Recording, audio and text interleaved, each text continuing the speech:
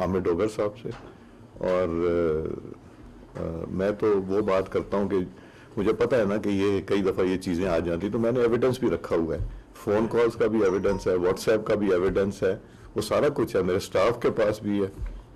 और वो मगर मैं हैरान हूँ कि इसके ऊपर भी सियासत की। देखें, ये बार बार मौका जो ज़ाया करते हैं ना, ये मौका था कि अमरीकनों को आके जिनसे वो मदद मांगते हैं उनके साथ आके बैठ के बात करते, कोई पाकिस्तान की बात करते, कोई पाकिस्तान में जो दहशत गर्दी हो रही है उसकी बात करते, पाकिस्तान में जो इकनॉमिक सिचुएशन है उसकी बात करते, यूएस के साथ रिलेशनशिप की बात करते। ये तो बड़ा अच्छा मौका था उनको कि वो आके बात करते। हाँ, कोई अगर आप लोगों की अदालत में, रिपोर्टर्स की अदालत में अगर एविडेंस पेश करना पड़ा तो मैं एविडेंस सारा है हमारे पास। अच्छा सर, एक स्पीकर साहब 18 अप्रैल तक ये इजलास चलना था और ये इजलास कल ही गैर महीना मुद्दत तक मुलतवी कर दिया, फौरन आ जाए। हाँ फौरन। अब ये देखें, पैलेस्टीनियन एम्बेसडर को पता चला है, उनका मैसेज है मिलना चाह, तो मैंने कहा फौरन बुला लें। अच्छा सर, ये जो बात कर रहे हैं 18 अप्रैल तक ये इजलास चलना था जो हाउस बिजनेस एडवाइजरी में तय हुआ था, और ये कल इजलास अचानक गैर महीना मुद्दत कब तक मुलतवी सर, एक वजूहात क्या है? सर इसमें ऐड करूं कि ये कहा जा रहा है कि शायद कोई किनाल के मामले पे पीपल्स पार्टी रेजोल्यूशन लाना चाह रही थी और स्पीकर साहब उस रेजोल्यूशन को नहीं आने देना चाह रहे। किस किस्म के सोशल मीडिया पर उन्होंने बातें की हैं पीपल्स पार्टी ने, तो इन्हीं की बात को देखें, मैं आपको याद होगा कि पीर वाले दिन जब हमारा सेशन हुआ तो पीपल्स पार्टी ने कहा कि हम कैनाल पे बात करना चाहते हैं, और मैंने फिर सबको कहा कि जी कैनाल के ऊपर गुफ्तगू करने को। तकरीबन मेरा ख्याल है तकरीबन 30 लोगों ने बात की, आप लोगों ने देखा ही होगा। और अपोजिशन ने उस वक्त ये मौका गवा दिया कि वो भी कैनाल पे बात कर लेते। और फिर जब मैं रात को चूंकि देर हो गई थी, अगले दिन दफ्तर में आया तो पीपल्स पार्टी ने एक रेजोल्यूशन जमा कराई थी, तो मैंने उनको कह दिया कि जी आपने ऑलरेडी इस पे बात कर ली, जब प्रेसिडेंशियल एड्रेस चल रहा हो तो रेजोल्यूशंस वगैरह तो वैसे नहीं आ सकती। तो मैंने उसके ऊपर लिख दिया और डेट डाल के कि आप लोगों ने इसके ऊपर डिस्कशन भी कर लिया, और डिप्टी प्राइम मिनिस्टर ने इसके ऊपर बड़ा क्लियर कट स्टेटमेंट दे दिया कि कोई ऐसा काम नहीं होगा कि किसी का पानी लिया जाए और उनको एलाइज को कॉन्फिडेंस में लेके किया जाएगा। जुमेरात को पीटीआई ने एक रेजोल्यूशन जमा करा दी, पीर का दिन गुजर गया, मंगल का दिन गुजर गया, बुध का जुमा, और मैंने उनसे कहा कि जी उस दिन तो आपको मौका दिया था बात करने का, आप लोग हाउस में नहीं आते, प्रोटेस्ट करके चले जाते हैं, तो प्लीज़ आप बात कर लेते। और मैंने बताया कि ये रेजोल्यूशन आपको पता है प्रेसिडेंशियल एड्रेस है तो नहीं, मगर हमने रोका किसी को नहीं बात करने से। सेशन इसकी वजह से, किसी एजेंडे की वजह से नहीं हुआ, गवर्नमेंट ने डिसाइड किया कि ये बस अब नहीं होगा। क्या वजूहत थी ये गवर्नमेंट जानती, ना मैं ज़्यादा उनसे पूछता हूँ। हम तो कोशिश करते हैं बाय द बुक चलें, और बाय द बुक ख़राब हो जाता है कि जो based on the strength of the house मैं नहीं देता, एक देता हूँ अपोजिशन को, एक गवर्नमेंट को, तो वो बस मैं गलती करता हूँ, वो बाय द बुक आपकी जो रूलिंग है उसको भी हुकूमत भी संजीदा नहीं लेती। जो कोरम का मामला है, बार बार खतूत लिखे गए वज़रा के एकदम हाजिरी के हवाले से, ये देखें, ये तो गवर्नमेंट का काम है।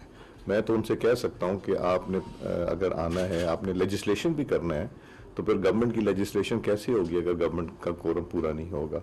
तो ये मिनिस्टर फॉर पार्लियामेंटरी अफेयर्स को बार बार कहा जाता है, ये उनकी जिम्मेदारी है कि अपनी गवर्नमेंट से राब्ता करके ये इंश्योर करें कि कोरम पूरा हो। सर साहब, जो अभी हालिया सेशन चल रहा था तो उसमें हमने रिपोर्ट भी किया, एक वजीर साहब पे बार बार सवाल आ रहा था, आपने कहा कि इस सवाल का जवाब दे दे, वरना ये सवाल बार बार आपका पीछा करता रहेगा, सवाल का जवाब दे दे, बार बार ये सवाल आता है। तो एक सवाल आपका भी मुसलसल पीछा कर रहा है, वो कौन सा? ये जो आए रोज ऐवान में आता है कि यहाँ से 10 अरकान को जो है वो जिस तरह अंधेरे में उठाया गया, और आपने कहा था कि मैं सोचूंगा कि इस चेयर पे मुझे बैठना भी चाहिए या नहीं बैठना। तो मैंने उसकी पूरी इन्वेस्टिगेशन करा दी, हमें कोई एविडेंस नहीं मिल सका कि किसने उठाया है। हम इन्वेस्टिगेट जब करते हैं तो हमें मिले, मगर मैंने अपनी बाकी जिम्मेदारी जो मेरे बस में था वो तो मैंने पूरी की। क्या मैंने प्रोडक्शन ऑर्डर नहीं किए? क्या पिछली गवर्नमेंट प्रोडक्शन ऑर्डर करती थी? क्या मैंने उनको पार्लियामेंट लॉजेस को सब जेल डिक्लेयर नहीं किया? मैंने किया। ये बात हुई है ना, अमेरिकन थे ना बैठे थे, मैंने कहा था अभी मेरे ऑपोजिशन के दोस्त आते हैं तो उनके सामने भी हम ये बात कर लेते हैं कि क्या मैंने अपनी जिम्मेदारी पूरी की या नहीं की। ये मैंने खुद से रेस किया था इशू। प्रोडक्शन आर्टिस्ट का रिकॉर्ड भी आपने कहा था कि अवान में पेश करूंगा, किसने कितने किया, वो कब पेश कर रहे हैं? वो है आपके पास, वेबसाइट्स के ऊपर है, आपके पास सारा कुछ वेबसाइट के ऊपर है कि कितने प्रोडक्शन ऑर्डर होते थे, कितना सब जेल डिक्लेयर होता था, कौन सुबह आता था और शाम को वापस चला जाता था। स्पीकर साहब, पहले भी जो हुकूमत और अपोजिशन के मुज़ाकरात हुए थे उसमें आपका किरदार था, तो क्या ऐसी कोई तजवीज़ या दोबारा मुज़ाकरात शुरू होने का कोई चांस है? मैं तो यकीन रखता हूँ कि मुज़ाकरात जो हैं वही हल हैं, और हम, ये मेरी जिम्मेदारी है, चाहे मैं स्पीकर हूँ या मैं एक MNA हूँ या पॉलिटिकल वर्कर हूँ, मुज़ाकरात के लिए तो हर वक्त बैठना चाहिए। इसमें हरज भी कोई नहीं, नुकसान नहीं, फ़ायदा ही है। आप कुछ ना करेंगे तो तलखियाँ ख़त्म होती हैं जब एक दफ़ा बैठते हैं, गुफ्तगू करते हैं। बंद कमरे में गुफ्तगू बहुत अच्छी होती है। सर जी, माइंड बताइएगा कि आपने मुज़ाकरात की बात की, कमेटी अभी तक जो आपने कायम की थी वो भी आपने कहा था कि फ़ाल है, अब उसकी जो गैर फ़ालियत है, काफ़ी दिन हो गए हैं, उसके ऊपर कोई बात नहीं हुई कि दोबारा से उनको बिठाया जाए। आपके पास आते हैं, बिजनेस एडवाइजरी कमेटी का इजलास भी होता है, चीफ वेप्स भी आते हैं, आपके कमरे में भी आके मिलते हैं। ऐवान में जो सियासत हो रही है वो एक अलग बात है, लेकिन जब आपके कमरे में आते हैं, जैसे आप खुद कह रहे हैं कि यहाँ पर बातें बहुत अच्छी होती हैं, तो क्यों कायल नहीं कर सके थे? खुसूसन स्पीकर है आप, आपके ऐवान में इजलास हुआ, कौमी सलामती कमेटी का एक अहम तरीन इजलास था। अभी जो सूरत हाल बलूचिस्तान की है, खैबर पख्तूनख्वा की है, खुसूसन कुरम की जो सूरत हाल है, से हम फ़लस्तीन की बात करते हैं, लेकिन कुरम में जो कुछ हो रहा है और बलूचिस्तान में जो कुछ हो रहा है, क्या आप नहीं समझते कि इस मामले के ऊपर कम से कम जो पार्लियामानी लीडर्स हैं उनको आप बुलाएं और उनके साथ आप एक सिटिंग करें और उसके बाद फिर इजलास में ये मामला आए? देखिए, मेरा काम किसी को बुलाना है, मैंने जो फैसिलिटेट करना था एक दफ़ा मैंने बिठा दिया। अब इश्यूज़ के ऊपर अगर बैठना ना चाहे, मैं ज़बरदस्ती तो किसी को नहीं बिठा सकता। मैं तो बार बार करता हूँ, मैंने अख्तर मेंगल साहब को भी फ़ोन किया था, उनसे भी रब्ता था, उनकी जमात के बाकी मेम्बरान से था, मेरा चीफ मिनिस्टर सरफराज बुगटी साहब से भी रब्ता था। मैं तो हर एक से एक रब्ता, मौलाना फजल रहमान साहब की जमात से, गफूर हैदरी साहब के साथ भी रब्ता था। तो मैं तो कोशिश यही करता हूँ, मैं कोशिश कर सकता हूँ, बाकी ताली दो हाथ से बचती है। जब मुझे अपोजिशन कहेगी तो मैं गवर्नमेंट को इनवाइट कर लूँगा, जब गवर्नमेंट कहेगी तो मैं अपोजिशन को इनवाइट करूँगा, तो मैं तो यही रोल प्ले कर सकता हूँ। स्पीकर साहब, ये फरमाइएगा कि क्या जो आपसे मुलाकात हुई अमेरिकन वफद की, क्या स्पेसिफिकली उन्होंने बानी चेयरमैन से मुलाकात का कोई मुतालबा किया या उनका कोई मामला उठाया आपके साथ? उन्होंने जिक्र भी नहीं किया, बानी चेयरमैन का उन्होंने जिक्र भी नहीं किया। ये मैं वसूख से कह सकता हूँ और मैं मीडिया के थ्रू कह रहा हूँ, इसको ज़रूर चलाइएगा। उन तीनों ने कहा जाते वक्त कि हमारा पाकिस्तान की इंटरनल पॉलिटिक्स से कोई ताल्लुक नहीं है, ये कैटेगोरिकली कहा।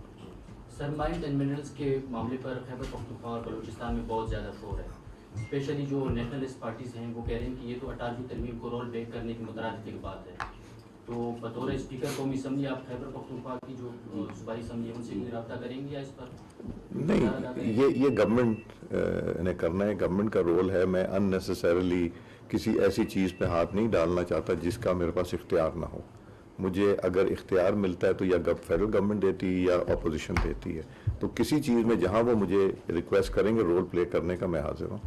मेरा जितने स्पीकर साहिबान हैं, चारों सूबाई असम्बलियाँ और खैबर पख्तूनख्वा, आज़ाद कश्मीर और GB, उनके साथ भी मेरा कांस्टेंट रब्ता है।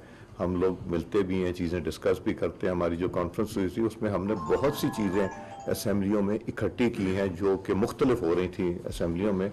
सब का यही ख्याल था कि रूल्स ऑफ बिजनेस भी एक होने चाहिए, तो उसमें पेश रफ्त मेरा रब्ता है। तो अगर मुझे कहा जाएगा तो मैं स्पीकर साहबान से भी कह सकता हूँ। मगर सर, 1 साल पूरा हो गया पार्लियामेंट को, मौजूदा असम्बली को।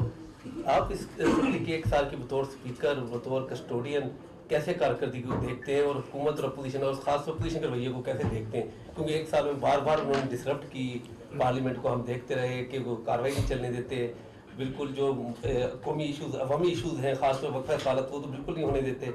उसको कैसे सर आप कैसे हैंडल कर रहे हैं? और स्पीकर साहब, जब से आपने ये तनख्वाहें बढ़ाई हैं उसके बाद ज्यादा कोरम टूटा है। उससे पहले जब 2 लाख तनख्वाह थी तकरीबन कोरम नहीं इतना टूटता था। मुझे बात की है जब से काबीना भी डबल हुई है उस वक्त से भी ज्यादा कोरम टूटा है। मैं ये इस पे यही कहना चाहूँगा कि देखिए, मैं तो सेटिस्फाइड नहीं हूँ। हमारा शुरू में ये फैसला हो गया था कि क्वेश्चन आवर में ना पॉइंट ऑफ ऑर्डर होगा और ना ही क्वेश्चन आवर में को हम डिस्टर्ब करेंगे और ना ही उसमें कोरम पॉइंट आउट होगा। अब ये लोगों के मसाइल हैं जो क्वेश्चन आवर में आते हैं, और क्वेश्चन आवर ज़्यादा जो क्वेश्चंस रेज करती वो अपोजिशन करती है, और ये जब हमारा क्वेश्चन आवर चलता है तो अपोजिशन अपने सवालात भी उठाती हैं और फिर सप्लीमेंट्री क्वेश्चन भी करते हैं। जब वो प्रोटेस्ट करके कोरम पॉइंट आउट करते हैं, वो भी कोशिश करते हैं कोरम पॉइंट आउट को, एक दो लोग हैं जो उनके काबू में नहीं और कंट्रोल में नहीं है, तो वो खुद भी एतराफ़ करते हैं। तो मेरी तो यही ख्वाहिश होती है कि ये कम से कम क्वेश्चन आवर जो है ये हो जाए और गवर्नमेंट के जो पब्लिक के इश्यूज हैं वो उजागर हो जाएं, उनकी रेजोल्यूशंस आ जाएं, उनका कोई उस पर डिस्कशन हो जाए। अफसोस ये है कि वो कई दफ़ा नहीं हुआ। हमारे honourable leader of the opposition ने कहा जी हमारी चीज़ें नहीं लगती, हमारे सीक्रेट कह दिया जाता है। तो मैंने उनको बताया कि पिछले स्पीकर साहबान ने कौन सी चीज़ें सीक्रेट डिक्लेयर की थी। हमारे PMLN के स्पीकर साहब होते थे गौहर अयूब खान साहब, उनके ज़माने का भी, तो मैंने उनको ख़त लिख के भेज दिया। वो ख़त की कॉपी भी मेरा ख्याल है दे दें, जो उनका ख़त आया था वो भी आपको दे देते हैं, जो मैंने ख़त लिखा है उसकी कॉपी देते हैं। उनके कितने क्वेश्चन लगे, कितने क्वेश्चन, कितने कॉल अटेंशन, और वो कितनी दफ़ा वहाँ मौजूद नहीं थे जब उनके आए, वो प्रोटेस्ट में बाहर तशरीफ़ ले गए थे। तो मैं तो अभी भी रिक्वेस्ट करूँगा कि ये प्लेटफॉर्म को इस्तेमाल कीजिए, यहाँ क्वेश्चन आवर को ज़्यादा फाल बनाइए, और बाकी इश्यूज़ पे जो नेशनल इंटरेस्ट के हैं और जो डोमेस्टिक इंटरेस्ट के हैं, जो पब्लिक इंटरेस्ट के हैं, उसके ऊपर ज़्यादा से ज़्यादा गुफ्तगू करें।